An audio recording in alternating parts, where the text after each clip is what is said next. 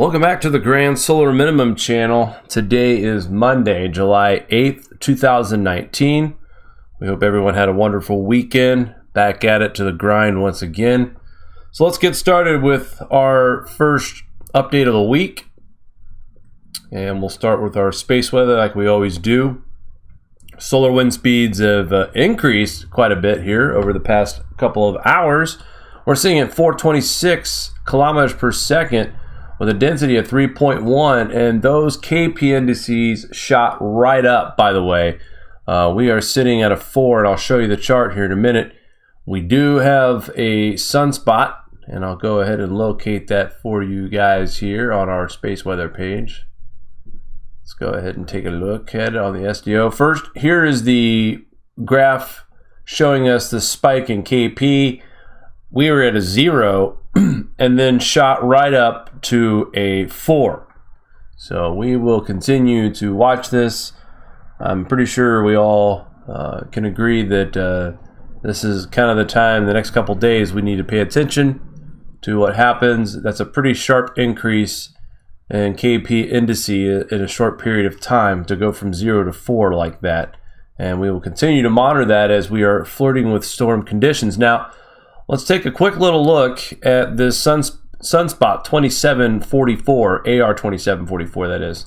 Guys, this thing's located all the way down here in the southern hemisphere, so it's not really a relevant, well, it is to a point. This is the first sunspot, or one of the first sunspots of solar cycle 25. We have talked more and more about how these solar cycles 24 and 25, they're going to continue to intermingle. For the time being, this is a normal part of the transition from one solar cycle to the next, where we do have members of those future solar cycles still beginning to show up. And it started in December, really, I think, of 18. It's picked up a little bit more. Other than that, we do have a solar wind uptick expected on the 9th through the 10th of July from that coronal hole here, and I'll go ahead, and this is the one that we're probably going to be affected by on the 9th or the 10th of July. So my guess is going to probably be closer to the 10th, but we will keep our eyes on that as well. And just to take a look at a future as far as coronal holes or sunspots, now there's the one we were talking about in the southern hemisphere, and boy, it sure looks like we got a little bit of something developing down here again. We'll have to keep our eyes on the SDO motion. Let's go ahead and zoom in here. Take a look. It showed up better a little on the other graph here, but anyway, so that's what we're dealing with. Sunspot number 12. We broke our spotless day streak, and now we have a sunspot to look at. But other than that, after this one kind of fizzles out, we don't have anything on the horizon, no major coronal holes or anything like that as well. So for the time being, the sun will continue to remain quiet. And finally, some TSI information. Now, so we had a huge dip in TSI, 1360.23. Still staying in that 1360 range, but we haven't seen a dip like that in quite some time. Right now, the TSI as of June 27th, 2019 is right around the 1360.61 mark. So we saw a drop of nearly around 0.4 on the 25th of June. And as of the 27th, we're right about where we've been for the most part on average for 2018 and 2019. And it's been a while since we've been able to report on the TSI. It's been incomplete information for quite some time. Finally getting an update, and as you see, we had a little dip there in TSI, but rebounded quite nicely.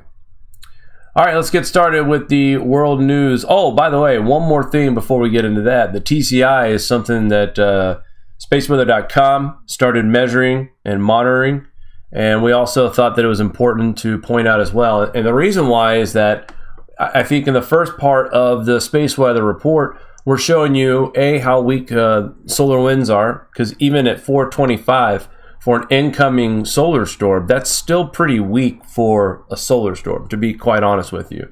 Back in 2016 and early 2017, we were still getting wind speeds in the mid 700s, and they would peak out in the low 800 kilometers per second. We don't simply get those storms anymore. Right now, we're witnessing weaker magnetosphere, unfortunately, lower solar winds, and with that, it's allowing more cosmic rays into our atmosphere. Now, two things are happening.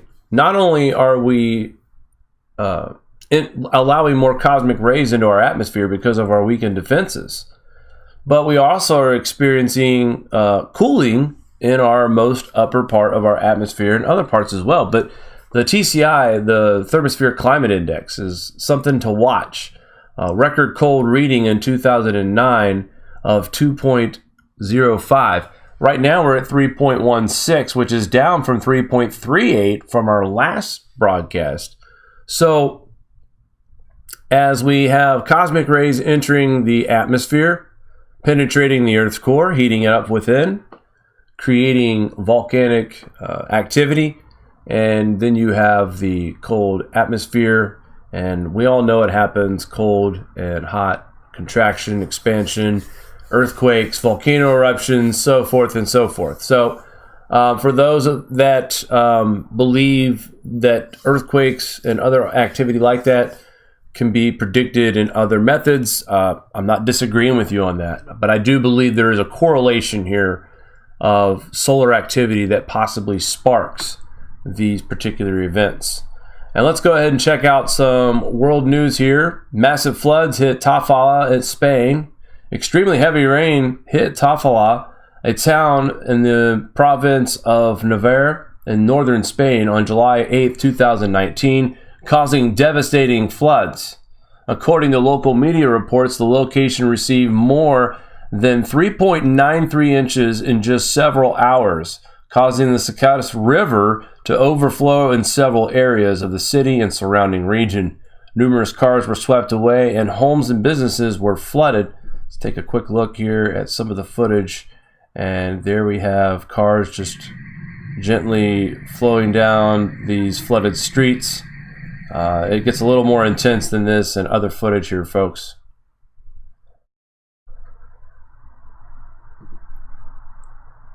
That's actually the same thing. Here's the one I was watching before the show started, actually. Water's a little higher over here, a little faster moving.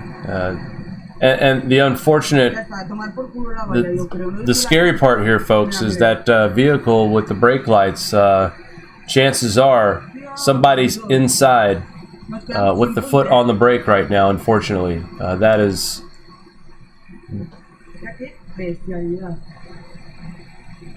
I guess it could have been a little worse, that the vehicle could have been put into that vortice there. But this right here is not good, folks. So I just hope that the vehicle was shorted out. Possibly the lights might have been just shorted out because it was inundated with water. I hope that's the case. Seeing vehicles just being tossed around effortlessly in just a short period of time.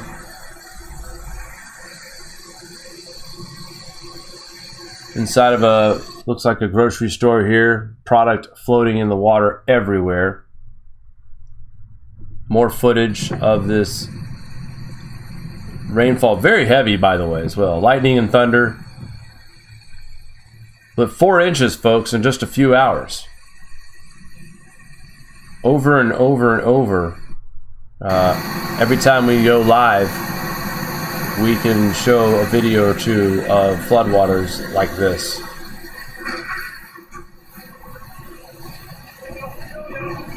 Yeah. All right, so we'll leave the link here on the website. Check it out, watchers.news. And an earthquake, 5.7 in southern Iran. Unfortunately, it is deadly. Shallow earthquake registered by the Iran Seismic Center hit a 5.7, and this was at 700 UTC time. A depth of about 10.5 miles. 1,000 people are estimated to have felt the very strong shaking. 17,000 strong, and 414,000 felt moderate. Over 2.5 million felt light shaking. Down here at the bottom, Widespread damage was reported across southern Iran. Water supplies in some areas have been disrupted. At least one person was killed and 24 others injured, local media reported. Numerous aftershocks hit the region with magnitudes ranging from 2.5 to 4.7.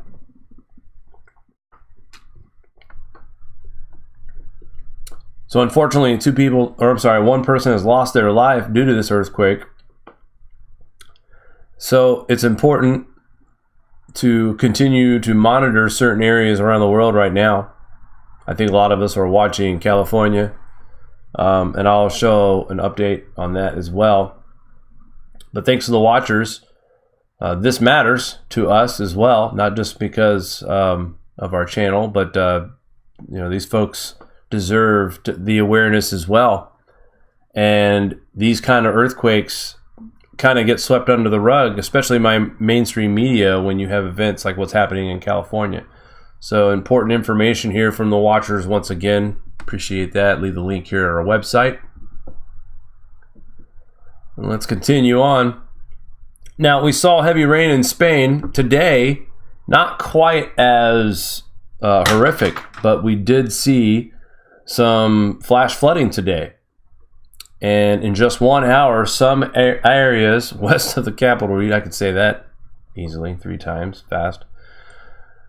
So anyway, areas west of the capital region saw 3 inches of rain, especially along the Potomac River. Areas concerned include the Great Falls, Virginia, and southeastern Montgomery County in Maryland. Reagan National Airport, an official observing site, saw around 2.79 inches of rain in just 1 hour, beating a 1945 record of 2.05 inches. The Washington Post reported more rain fell in that hour in the capital than the last 38 days combined. More than a dozen water rescues were performed after raging floodwaters turned numerous roads into rivers. Let's see if we can find some video footage. Take a look at the radar, the satellite view earlier today. And here's just a few pictures, people standing on top of their cars. Again, this happened so fast. I mean, 3 inches of rain in just an hour, folks.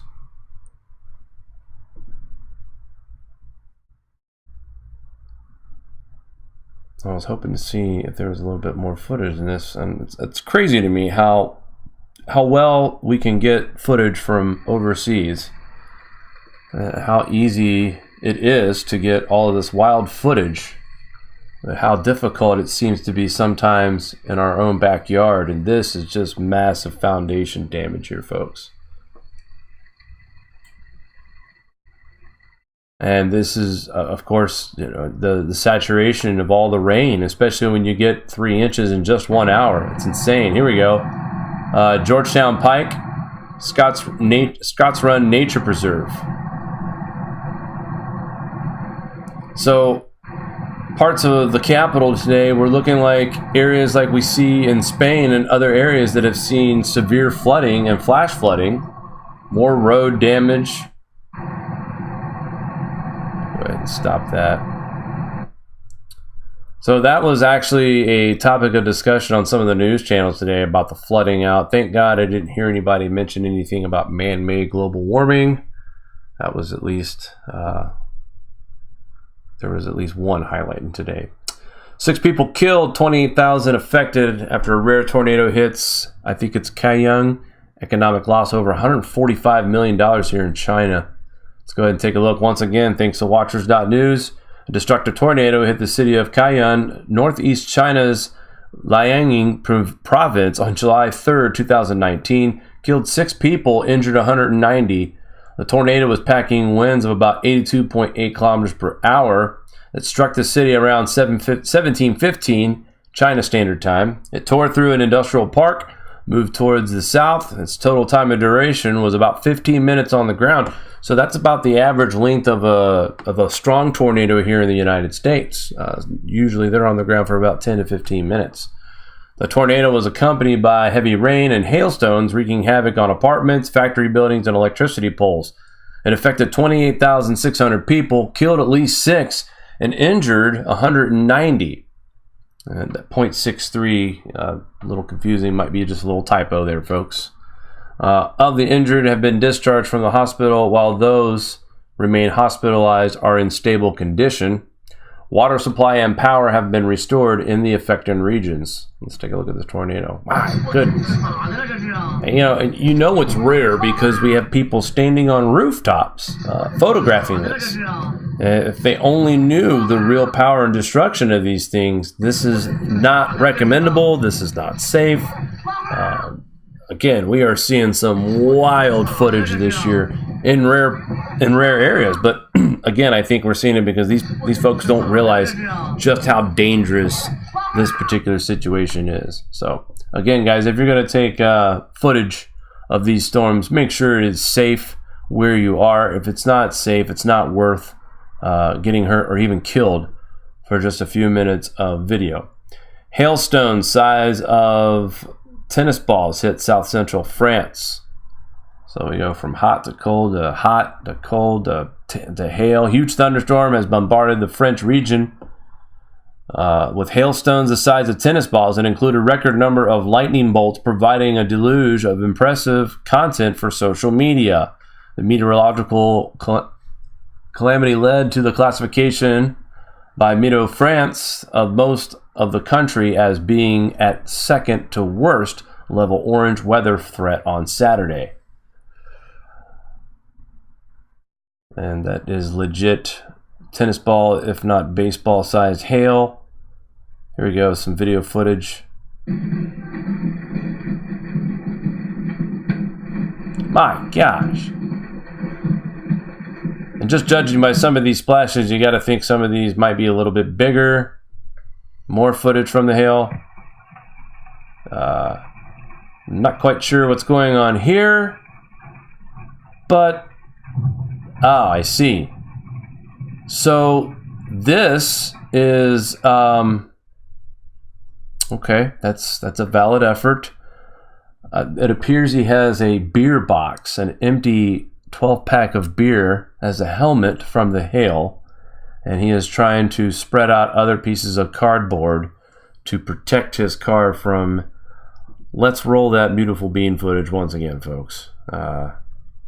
Yeah. So he's smashing the boxes. Beer box on his head for the helmet. I see. Not so sure that it did any protection whatsoever, but again, entertaining footage nonetheless. If there is any silver lining, that was a little bit entertaining, actually. Thunderstorm also set a record for the most lightning bolt strikes, was 73,700. Most of those were mainly over the Auvergne-Rhône Alps. The French South had already witnessed a massive hailstorm in mid-June, in which 10 people were injured and serious damage was met to all property and local vineyards during that last storm. So we'll leave the link on our website. That one was brought to us by RT.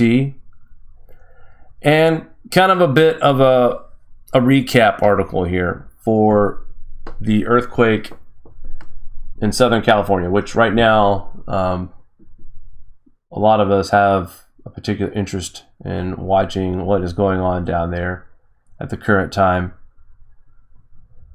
The seismic 1-2 combo that hit Southern California last week has left residents particularly unnerved because it robbed them of a single bit of solace that normally comes with a big quake, the sense that the worst is over.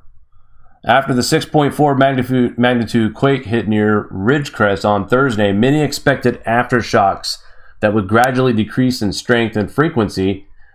They've been through it before, Northridge, similar, Whittier. But when a much larger 7.1 earthquake struck Friday night, the shock quickly gave way to a newfound dread. What's next? People a little bit freaked out and sleeping outside. I was speaking to somebody about this the other day, and I think a lot of people, when they think about earthquakes, they think about the movies. They think about the cracks opening up in the ground and people falling in, cars falling in, and that's, that's movie style stuff. That I'm not saying it doesn't happen, but that's not the usual with an earthquake. Where I'm going with this is that an individual I was speaking with about people, what's the best thing to do during an earthquake, and it's run outside of your home, get in the middle of the street. And the person looked at me like, oh, why would you want to go outside? That you would fall in the cracks and this and that. And here is a perfect example of what I was talking about. These people are camping it outdoors. They don't want to wake up in the middle of the night with their roof on top of them. Under the shade of a salt cedar tree next to a shipping container near a sign that said, "Prayer changes things." The birds of Trana had camped out overnight and planned to for the foreseeable future. A sleeping bag was laid out on the patchy grass. Bags of chips, candy surrounded a basket of green apples, fruit on a picnic table. The birds' mother, Kay, father, Fred, sisters, Karen, Cynthia, and the latter's daughters, Brooke, were trying to recreate household after 2 major earthquakes. And just kind of waiting this out, folks, doing what they got to do, and they're doing it outside. As you can see right here, these people are not messing around, a little bit freaked out with the current situation. And I don't blame them. A lot of folks have that conception that once you have the big one, then that's it, and you get the aftershocks, and then it's over. And then these folks were hit with a 7.1. Now, what we are also expecting, and I know a lot of you guys follow various channels. Dutch Sense is one that a lot of you comment in our comment section about, and that guy is doing some pretty good work right now as far as calling these earthquakes and explaining what's going to happen next. So we've been kind of on this earthquake watch, following the information from guys like Dutch, and we haven't seen that transfer of energy yet from these earthquakes. That we haven't seen them going east. And the way he explains it is that right now they're log jammed up. This energy is just blocked. So we continue to see these little earthquakes along this same area, filtering down energy a little bit at a time. And, again, I kind of had that feeling today, like, well, nothing happened last night, nothing happened the day before. Maybe we're okay, maybe we're out of the woods. And, just thinking back, and Mari also reminded me as well, this is the time where we can't let our guard down. Today and tomorrow are actually the 2 days that we were expecting to see any kind of action as far as if there was going to be a bigger earthquake. Now, it's possible we could see something happen that isn't quite as bad, who knows, but right now, a lot of the information leads that they are expecting in the LA basin another large quake out that way. So we will continue to watch this. I know Mari has had her finger on the pulse since July 4th, and she used to live in California. So this kind of like, if anything, she can appreciate her situation now as far as living here in the Northeast compared to being in this area, and there is a sense of fear right now, folks. I mean, let's be honest. This area is always talked about with the big one's coming, and finally, the worries almost seem imminent and real. Guys, don't go anywhere. We'll be right back after this quick message. Do you like this show? Give us a thumbs up. Want to support us more? Share to your favorite social media platform. Buy a t-shirt or become a Patreon. All links are in the description below.